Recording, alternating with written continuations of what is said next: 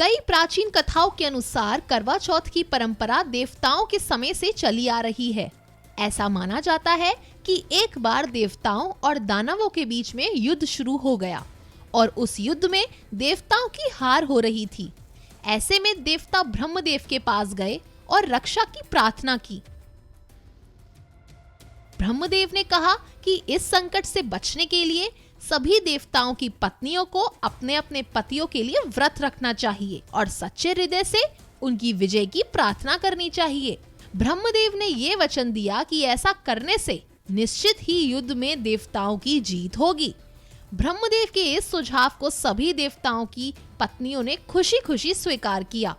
ब्रह्मदेव के अनुसार कार्तिक माह की चतुर्थी के दिन सभी देवताओं की पत्नियों ने व्रत रखा और अपने पतियों की विजेता के लिए प्रार्थना की। उनकी यह प्रार्थना स्वीकार हुई और युद्ध में सभी देवताओं की जीत हुई। इस विजय के बाद सभी देव पत्नियों ने अपना व्रत खोला और खाना खाया। उस समय आकाश में चांद भी निकल आया और तभी से चांद के पूजन के साथ करवा चौथ का व्रत आरंभ हुआ। करवा चौथ को निर्जला व्रत के रूप में भी मनाया जाता है। करवा चौथ एक ऐसा त्योहार है जहां हिंदू विवाहित महिला अपने पति के स्वास्थ्य और सुरक्षा के लिए उपवास रखती हैं। वे सूर्य के समय या एक रात्रि पहले अपने उपवास को शुरू करती हैं, जो पूरे दिन तक जारी रहता है। आपको बता दें, इस व्रत के दौरान महिला कुछ भी नहीं खाती पीती है और भगवान शिव की पूरा दिन पूजा करती हैं। महिला चंद्रमा को देखने के बाद अपना उपवास तोड़ती हैं, जो हिंदू पौराणिक कथाओं के अनुसार सबसे ज्यादा महत्वपूर्ण माना गया है। महिला अपने पतियों की लंबी उम्र और उन्हें किसी भी कठिनाई से बचाने के लिए प्रार्थना करती हैं। ये भी माना जाता है कि त्योहार उनके वैवाहिक जीवन में शांति, खुशी और आनंद लाता है।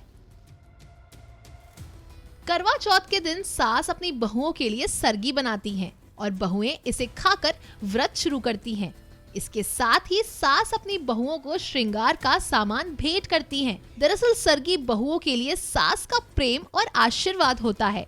सरगी खाने के बाद महिलाएं एनर्जेटिक महसूस करती हैं और व्रत में कोई समस्या नहीं आती है। बहुओं के लिए सास द्वारा तैयार किया गया भोजन ही सरगी कहलाता है। सरगी को लेकर एक पौराणिक कथा भी है। बताया जाता है कि माता पार्वती करवा चौथ का व्रत करती थीं। देवी पार्वती की कोई सास नहीं थी, इसलिए मायके से ही माता मैनी ने माता पार्वती को सरगी दी थी। इसीलिए विवाह के पहले वर्ष में मायके से सरगी देने की परंपरा शुरू हुई थी। करवा चौथ की पूजा में मिट्टी या तांबे के कलश में चंद्रमा को अर्घ देने की परंपरा है। पुराणों के अनुसार कलश को सुख, समृद्धि और मंगल कामनाओं का प्रतीक माना जाता है। धार्मिक मान्यताओं के अनुसार कलश में सभी ग्रह, नक्षत्रों और तीर्थों का निवास होता है। इतना ही नहीं, ये भी कहा जाता है कि कलश में ब्रह्मा, विष्णु, महेश एवं 33 कोटि देवी देवताओं का निवास होता है। दिए की रोशनी का करवा चौथ में विशेष महत्व होता है।